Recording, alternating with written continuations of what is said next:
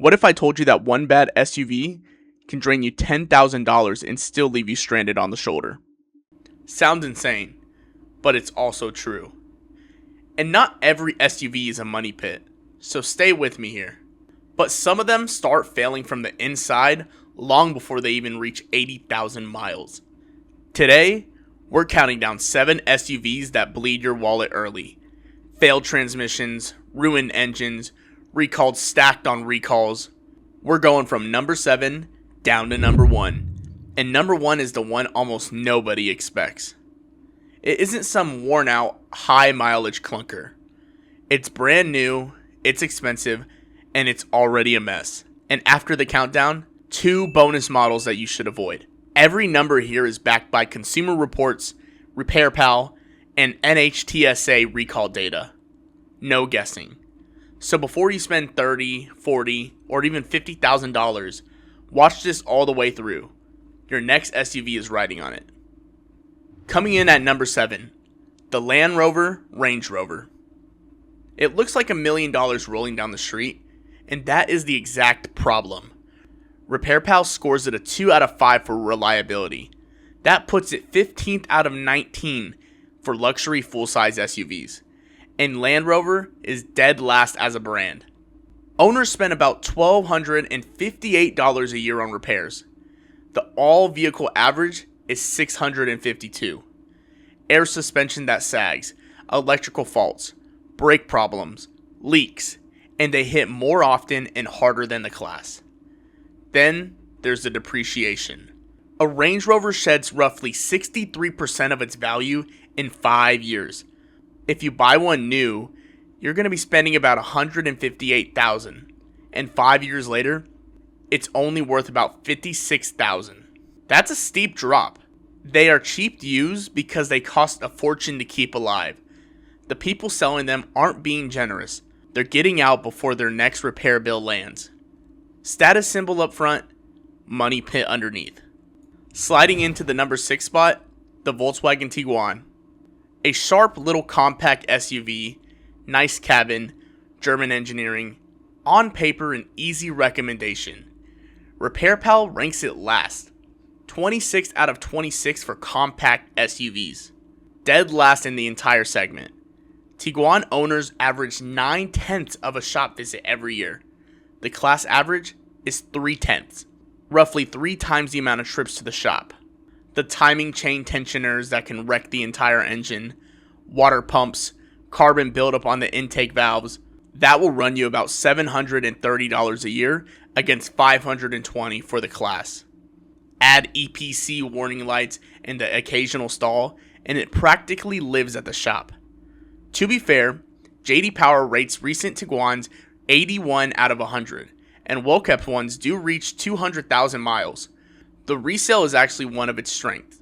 Only about 44% gone in 5 years. So it doesn't die outright.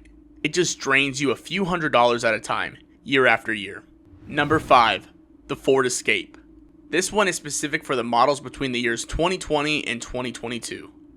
It's one of the best-selling small SUVs in America, which is exactly why this one matters.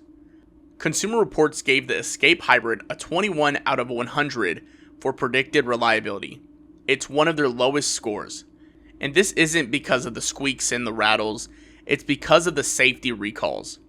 The 1.5-liter engines were recalled for fuel injectors that can crack and leak near hot components. It's a fire risk.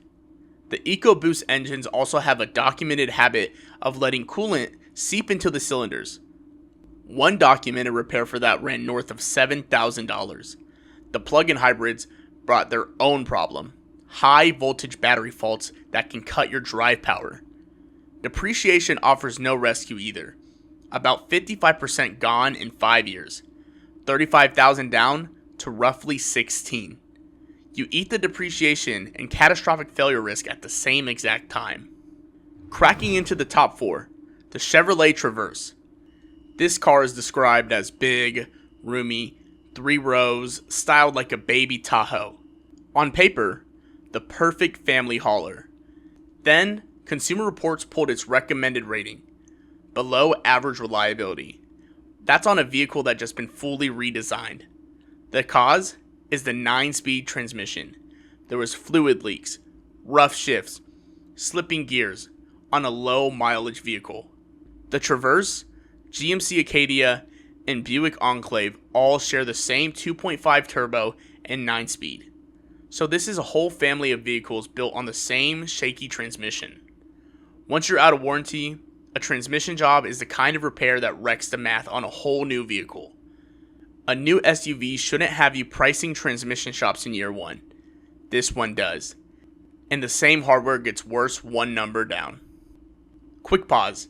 If this is saving you from a 5-figure mistake, tap that like button. It genuinely helps the channel reach more people who are about to buy one of these cars. Now, let's get back to the countdown.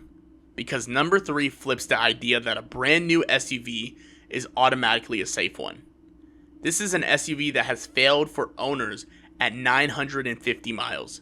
Here it is. Number 3, the GMC Acadia, 2024 through 2025 models. Same playbook as the Traverse, a redesign, premium feeling, and it's stripped of its Consumer Reports recommended rating. For 2025, Consumer Reports rates it much less reliable than average. The headline failure is the transmission in it. Major failures and fluid leaks, replaced on low mileage trucks. One owner's brand new Acadia reported failed at 950 miles. Another lost a valve body around 20,000. 20,000 miles is barely broken in. This SUV runs the same 2.5 liter turbo and 9-speed as the Traverse and Enclave. Add in the brake complaints, electrical accessory faults, and a transmission bill that runs into the thousands. This is what failing inside before 80,000 miles actually looks like. And these are the trucks family loads their kids into for a long drive. Number 2 is the name everyone already knows. Number 2, the Jeep Grand Cherokee. This is for the 5th generation, 2022 and up. This is an iconic SUV, serious off-road history, and one of the best known badges on the road. Consumer Reports named the current generation the least reliable midsize SUV for 2025. Some of the issues include steering and suspension problems, drive system faults, engine electronics, check engine lights tied to the driver assist tech, and also leaks. For the record, RepairPal rates the nameplate 3.5 out of 5. This will run you about $666 a year. The older ones held up. The Crater is actually the new generation, and the 4X e-plug-in hybrid is the real warning light. It's been recalled for battery fire risk and for potential sudden loss of power. That specific model version starts at $60,000. So you're financing a $60,000 SUV that ships with a fire risk recall. Even JD Power only lands a Grand Cherokee around 79 out of 100. Average is not that great, especially not for that price. Which brings us to number 1. The number 1 SUV to avoid right now is the Chevrolet Blazer EV, the 2024 model. Here's why it tops the list. It isn't old or high mileage. It's brand new and already one of the least reliable vehicles on the road. Consumer Reports rates it much less reliable than average, one of the lowest reliability scores of any EV they track. It launched with 5 separate recalls. Owners and testers hit a blank, freezing infotainment screen, software bugs, and charging that simply quits on you. One reviewer was left stranded in rural Virginia when a charging session they've had failed and the car wouldn't cooperate. Edmunds logged 23 problems in 2 months. There's even a recall tied to the parking brake wiring. The risk was the brake grabbing on its own, or the car rolling away. This is roughly a $50,000 SUV with about 279 miles of range. So here's the lesson of the entire list. New does not mean trouble-free. Sometimes the newest, most expensive SUV in the showroom is the biggest gamble of all. Now, as promised, 2 more to avoid before you go. The first one is the Nissan Pathfinder, specifically the CVT years, 2013 through about 2018. The transmission issues are the biggest problem. Replacing it runs about $3,000 to $6,000 and sometimes even more than what the SUV is currently worth.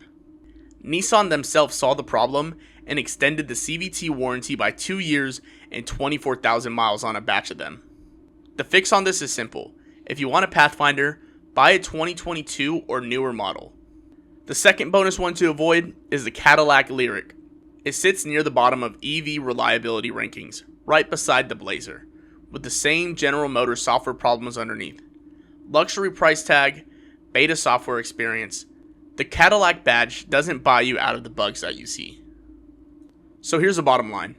The smartest SUV you can buy isn't the cheapest one on the lot. And it isn't the flashiest. It's the one running strong at 200,000 miles. The ones that you can hand down to your kids. The one that never leaves you waiting on a tow truck. Every repair you don't pay for is money that stays in your pocket for 10, 15, or even 20 years. That's not just a finished car payment. That's freedom. And peace of mind every time you turn the key. So out of all 7 of these, which one would you still take the risk on? Drop it in the comments below. Tell me your reasoning and I'll give you a straight answer. And if you want your next SUV to save you money instead of draining it, subscribe. That's the whole reason why this channel exists. The flip side is already up next. The SUVs that genuinely last 300,000 miles. Watch that one now. Drive smart, and I'll see you there.